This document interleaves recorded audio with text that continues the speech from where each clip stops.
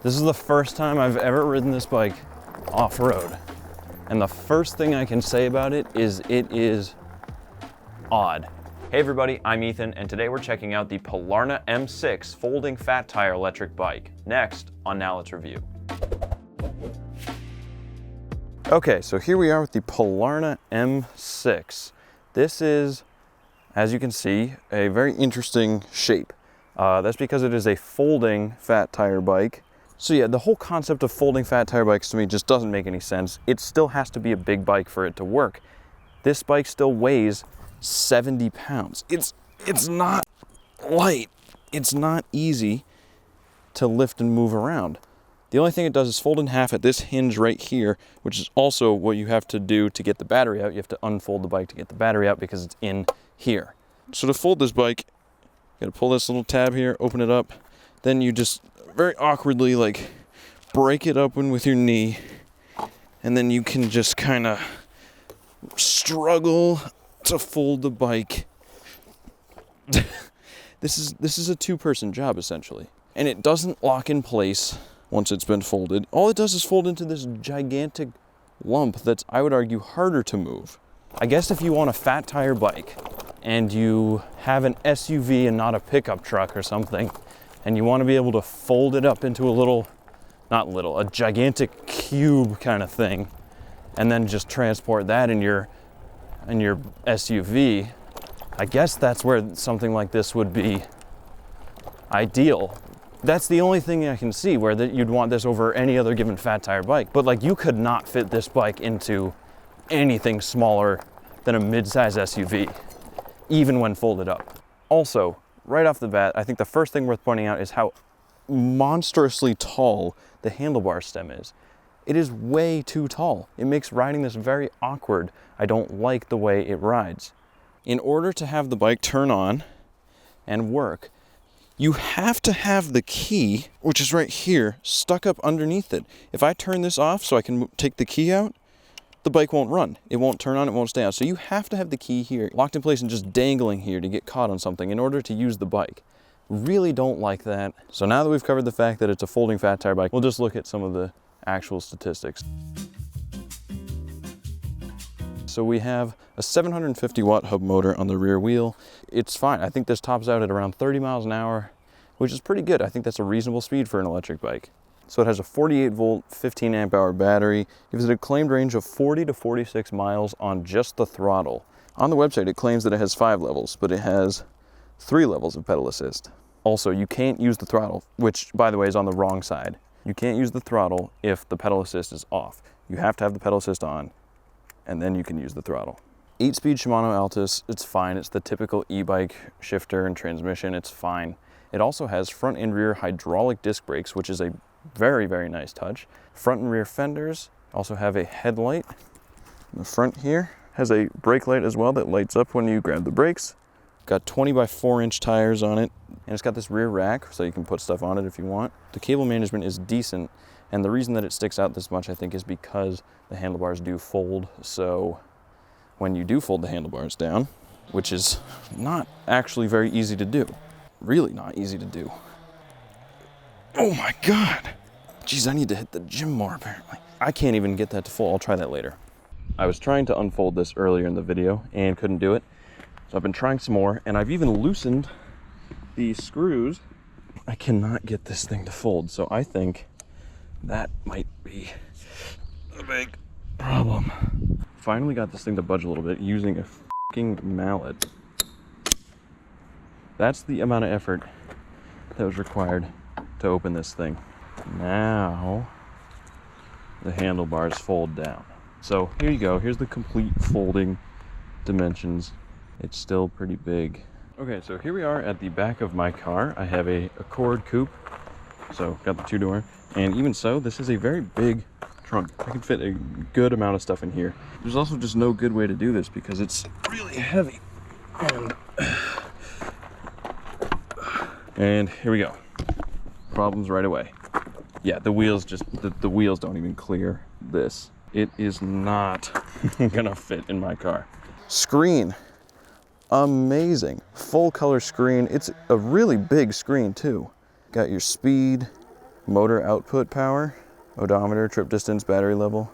Really good screen. I like this a lot. Seat is pretty big, honestly, decently comfortable. No complaints there, really.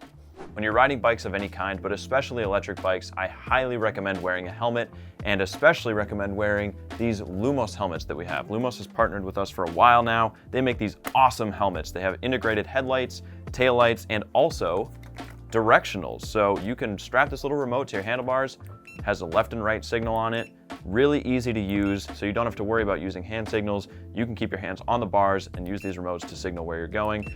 Many of Lumos's helmets also come with MIPS, which is an added safety measure. It's a little plastic liner in here that allows your head to rotate inside the helmet, helps to reduce brain injuries even more than just wearing a helmet. So if you want a really, really cool helmet for yourself, head on over to lumoshelmet.co and use code NOWYOUKNOWLUMOS at checkout to get a discount on your order. Now back to the review. So even in mode 1, the pedal assist is very jumpy. So here, for example, I'll start pedaling gently. As soon as I go, it starts moving. Ready? I'm not touching the throttle at all. It just wants to take off. And that's mode 1. See, this is what I mean. It's really annoying because I can't use the throttle unless I have the pedal assist on, but the pedal assist is so jumpy that if I'm riding in trails, I don't want the pedal assist on, because if I even flinch with the pedals, it just goes full throttle and just shoots the bike forward. Definitely big thumbs down on the pedal assist. It is not smooth at all. Wow, that just wants to go. Luckily, you do have a cutoff switch with the brakes. Really need to have your finger kind of resting on the brake the whole time you're riding this bike if you're doing anything other than going in a straight line, because if you pedal at all, it's just gonna take off. Dual suspension, right? It's got the front fork and the rear air shock. The rear suspension, I can say I am not feeling doing anything. Oh, yeah, going over roots and stuff. Wow, the rear suspension is not doing a whole lot to soften the ride. So here's a pretty flat section of the trail. Got a good little straight line here. I'll do some more acceleration on the road, as well as some top speed, but we'll see how it accelerates right here on this trail. I'm gonna go throttle only, just see how it does.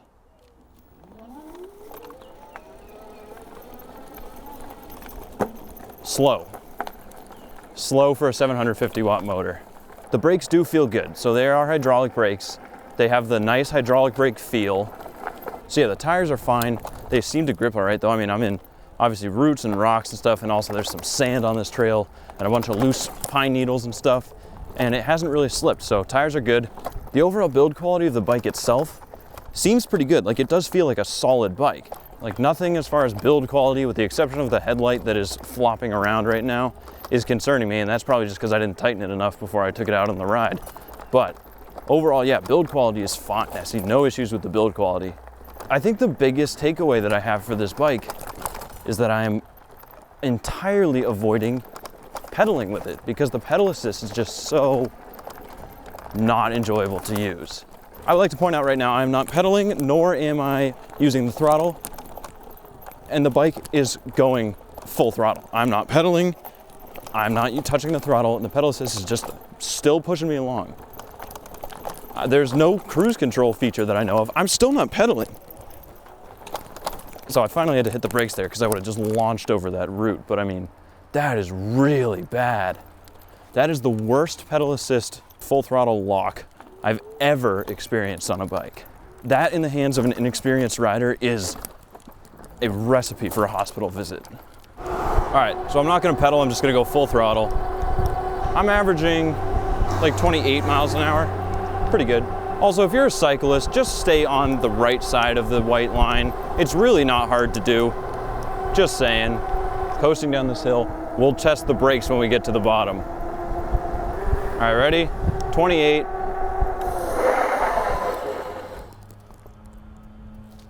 Pretty good. Now let's see how it does going up a very steep hill. So full throttle up this steep hill. It's still going. Oh, yeah, it really doesn't have much low-end grunt. This is not a super torquey motor for a 750 watt motor. Again, I'd just like to point out that the throttle just got stuck completely wide open. That is unacceptable in my books. Absolutely unacceptable for a bike to do that. My final thoughts on this bike are that the bike is fine. Yeah, I wish the suspension was a little bit better, but I mean, this is staying relatively affordable. This bike is around $1,700. At that price range, you're starting to get into the territory of much nicer bikes, but if you need a folding fat tire bike, this is not a terrible option. Now, if you can get over the fact that the throttle and or the pedal assist kind of sticks wide open and makes the bike just keep going, I know that's a hard thing to get over and a big thing to overlook, but if you can get past that, then the M6 is a decent bike overall. It's fairly well built, it does what it needs to do as a folding fat tire bike, it folds, and assuming Polarna can address this issue and fix the throttle sticking open and maybe tune the pedal assist a little better to make it less jumpy, I think this would be a very decent option if you are looking for a folding fat tire bike. Anyways, that wraps it up for this review. Thank you so much for watching. If you like this video, give it a thumbs up. It helps us out a lot. Also subscribe if you're interested in reviews of other electric bikes and scooters, skateboards, motorcycles, cars. We've got all kinds of stuff that we're gonna be working on. Share this video with a friend who might be interested as well, because we want as many people as possible to see our videos. So thank you for watching. We'll see you next time. Now let's review.